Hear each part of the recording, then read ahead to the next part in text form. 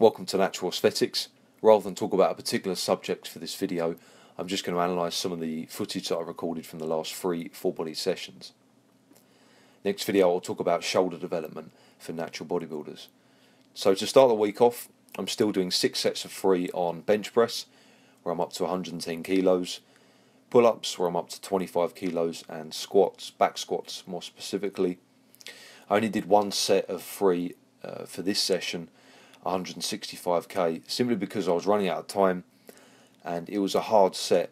You know, I was kind of okay with leaving it at the 1 set.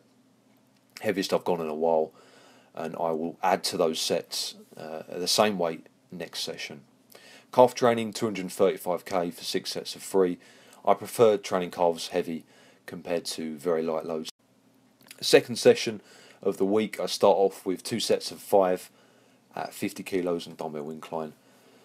In fact, every session this week I've actually either gone up in weight or improved the reps, but also I've dropped the sets down. It's been quite a low volume week in terms of overall tonnage because I've done less sets. Next week what I'll try to do will be to do the same amount of weight or reps and add 1 or 2 sets per exercise. So that'll be a real test, and I'll more than likely deload the week after that, because that'll be a real intense week. You have to understand, guys, that your strength will fluctuate as a natural bodybuilder depending on what style of training you're using, depending on a multitude of factors. But let's talk about the style of training. Use last year for myself as an example. I trained with a slightly different style. I was doing a typical bodybuilding split where I was really only doing one muscle group once a week, with the exception of perhaps arms, and I was slowing the reps down and generally doing lighter loads for more reps. And I'm not saying that I didn't improve from this in terms of muscularity, but I certainly didn't get any stronger given the time that I spent on it in comparison to the strength improvements I've seen whilst doing full body or upper lower or some kind of hybrid of the two. I'm kind of frustrated with myself for veering away from a protocol that I've seen good results from in the past, but it's easy to say that with hindsight. Dips are a real strange exercise for me. It's something that has taken a few weeks to feel, kind of somewhat comfortable again. I used to do these a lot, a good few years ago, really, before I started recording YouTube videos, along with weighted chins, and I was good at the 2 of those exercises. I was kind of up to around 60 kilos for dips, for maybe 3 to 5 reps, and for pull-ups I was consistently doing over 40 kilos for reps. However, I stopped doing those exercises, for one thing or another, change of style.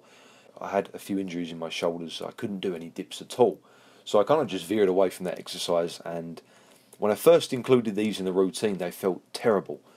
But week by week, they're slowly improving. I'm slowly starting to feel it more in the chest and shoulders and the triceps, more in the actual muscles that I want to be training, rather than just kind of grinding out the reps and hoping for the best. So that's up to about 35k now. I did 8 reps, so kind of heading back up there. So for this session I only actually did 1 set for 8 to 10 reps on all of my exercises, with again much heavier loads than the week prior. Apart from arms, where I did around 20 sets, biceps, triceps and forearms combined, simply because I'm still suffering from an injury in my left bicep elbow area, and also I hadn't done many sets in the other 2 sessions, so I needed to kind of catch up on that volume. So the lighter loads helped out in that respect. The wrist curls with the bar behind the buttocks is a really, really good exercise. To be honest, I rarely see forearms ever trained, and it's something you should focus on if you want overall arm development. It's not a good look to have big upper arms and puny forearms. You want the whole arm to be developed, just as you would want big calves with big thighs. I'd always try and train forearms as heavy as you can, because the range of motion is so small. You're only moving the bar 1 inch or 2 there. Thanks for watching, guys. If you enjoyed the video, give it a thumbs up. Subscribe if you want to see more natural bodybuilding videos. If you've got any questions regarding natural bodybuilding, diet, just leave a comment in the comments section below, or email naturalaesthetic@outlook.com. I do offer online coaching as well at very affordable prices. Stay strong.